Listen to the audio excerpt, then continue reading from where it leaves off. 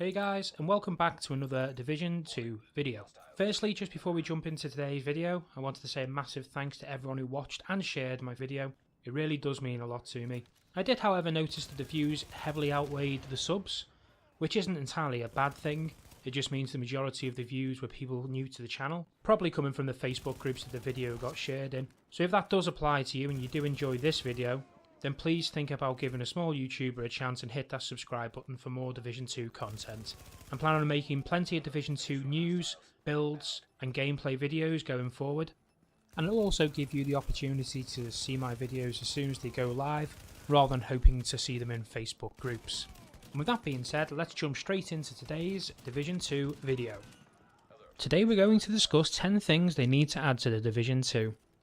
Gaming has progressed a lot since the Division originally came out. Gaming mechanics have changed, and technology has improved gaming developers' abilities. So naturally, the Division feels a little outdated in areas. And today I wanted to raise a few points that could improve the agents of the Division's gaming experience in the Division 2. And with that being said, let's get straight into today's Division 2 video. In at number 1 is clans and factions. I'm really hoping that this is a thing that they add into the Division 2. Straight away, games like Destiny spring to mind, and I do feel Massive could go that one step further though, and introduce a truly remarkable faction-based feature. Imagine being able to recruit up to 100 people from across the world, and everything they do in-game earns the clan XP towards their own unique leveling system, unlocking weapons, camos, team colours, patches and apparel. Monthly clan wars where clans had to compete in certain game modes like Last Stand, moving up the leaderboards and ranking systems, and rewarding top 100, top 50 or even top 10 places accordingly. I do feel it's something that lacked in the Division, and I do think it was talked about originally, but the concept was never fulfilled. I would like to think that it was going to be implemented in the Division 2, because let's face it would add some depth to all the game modes, making them more worth playing that little bit more, which would in return make people put more hours into the game, and if there was a competitive side to the Division 2, it would probably self-promote itself with content online on YouTube and Twitch, which I'm sure Massive wouldn't disagree with. In at number 2, better matchmaking. There isn't too much to say on this point really. It is no secret that matchmaking could be a lot better when it comes to game modes like Survival and Last Stand. Finding 16 agents to fill a lobby can sometimes become somewhat difficult. You can find yourself sitting in a lobby for quite a while before it fills up, so the gaming experience in this certain aspect could be better. In at number 3, pointless currency. We all knew this was inevitably going to crop up at some point. Yes, it is good to have different currencies in game to give versatility to all the game modes, but when there is nothing worth buying, they become, well, pointless. So in some respect it's not entirely down to just the currency. Gear drops and vendors are as much to blame if not more. Take the Dark Zone credits for instance. They give you the option to buy weapons, gears and mods from the vendors spread all over the Dark Zone. But the problem here is that Massive have gone for quantity over quality. I suppose pointless vendor drops are just as much to blame here, and if we had a nice rotation of classified gears within the vendor's stock, it may make the currencies a little less shit. It would be better if there were fewer vendors that were hid away in the depths of the Dark Zone that had amazing weapons and classified gears on rotation, but cost maybe 250,000 Dark Zone credits each, so you had to grind like mad to get them before the weekly vendor reset. Number 4 on my list today, and it is a big one, is no rogue button. They got many things wrong with the Division, that was no secret, and one of the worst decisions they made was to make a rogue button. That's right, you had to tell the world and his dog you're about to go rogue, giving any rival agent plenty of time to set up and defend themselves or run like the clappers. I think the whole community are in agreement when I say the Dark Zone lost, well, its identity when it came to the rogue button. It doesn't feel as intense when you pass other agents, and the extraction points felt, well, more like a meet and greet than a Wild West standoff. The fear factor has, well, gone.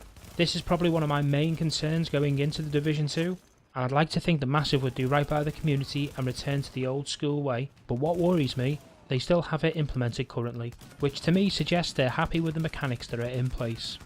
Number 5, loadouts to a wheel. So in an ideal world, since the rogue button is now obsolete, there is now a space available on your controller or keyboard, so why not add loadouts to it? I do feel going into your inventory while standing idle in the Dark Zone to change loadout is a little tedious and dangerous, so adding an interactive wheel with your save loadout would make the combat feel a little more natural, and in return would keep the fast-paced gameplay in which we're used to. Number 6 on our lists is being able to open all the sealed caches at once. There is nothing more annoying and time consuming than having to open every single sealed cache. Not only do we have to open them individually, but that few second intermission as you hold the interact button just adds insult to injury. Talk about kicking a man while he's down. I'm sure it wouldn't be too difficult to add a piece of code that can put the ability to open multiple caches at once, giving you the same percentage in drop rates for the gears. Again, it will keep a fast-paced feel to running in the Dark Zone, keeping more agents active, running from landmark to landmark and extracting, keeping everyone as active as possible. Because let's face it, when you're nipping into a checkpoint to clear the stash, you know you end up dicking around for about half an hour. In at number 7 is tap to open or interact. So at the moment you have to keep your finger on the interact button to open caches, chests, doors, to clear the manhunt, and so on and so forth. Yes, this isn't a major thing, but if it was tap to open, it'd give people time to check the map, or change loadouts, check out some loot you've picked up, or deconstruct on the fly. In addition to that, it'd give you time to reset your grip and get ready to make your next action, whether it be run a certain way or shoot a potential enemy. At number 8, Autorun. In more modern titles like Fortnite, they have an Autorun feature, meaning you can double push forward and your character will persevere like a pissed off Liam Neeson when his daughter's been kidnapped. This will give you time to check your inventory, change loadouts, but also let you check the map when you're looking for landmarks to clear or rogues to wipe out in the Dark Zone. In at number 9 is being able to open the map whilst moving. This kind of couples up perfectly with the auto run feature. Again, in newer titles like Fortnite, this is already implemented. In Fortnite you can open a light and usable transparent map and still move with the left analog stick on consoles, using the right stick to navigate the map and your bumpers to mark locations. Again, for being able to target rogues or pinpoint places of interest, this is one of the main features I've talked about today that I really hope is implemented in Division 2. Whilst we're on the subject, setting waypoints should be made more visible for the whole team. That's one thing that really annoyed me, especially when playing with random people and especially if they didn't have a microphone. And then at number 10, one of the most controversial topics in any game, never mind just the Division, item shop microtransactions. It wouldn't be right if we didn't talk a little bit of controversy in the form of microtransactions. They on their own can make or break games and split communities, which Massive only know too well. We have got the premium vendor that sells quite a few things, but it's not very appealing to buy loot crates where you can potentially get some okay cosmetic items. But one thing I can't understand is why Massive didn't release weekly or at least monthly cosmetic items, like skins, emotes, camos and clothing, again a bit similar to the way Epic have with Fortnite. And to be honest, I don't really look at what other agents are wearing in the Division, they aren't noticeable enough at all. Making some inspired bundles which included full skins, backpacks, hats, masks and camos would be more appealing and make Massive a pretty penny. Microtransactions like this aren't intrusive in the slightest, they don't suggest a pay-to-win ethos, and they are entirely down to the consumer's discretion.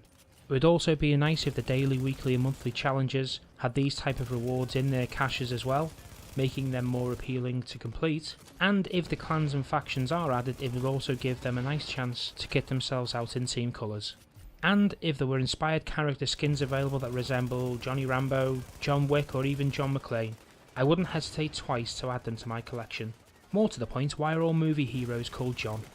I do really feel the Division is a little dated compared to other fast-paced titles, but I do understand that the game was in production many years ago.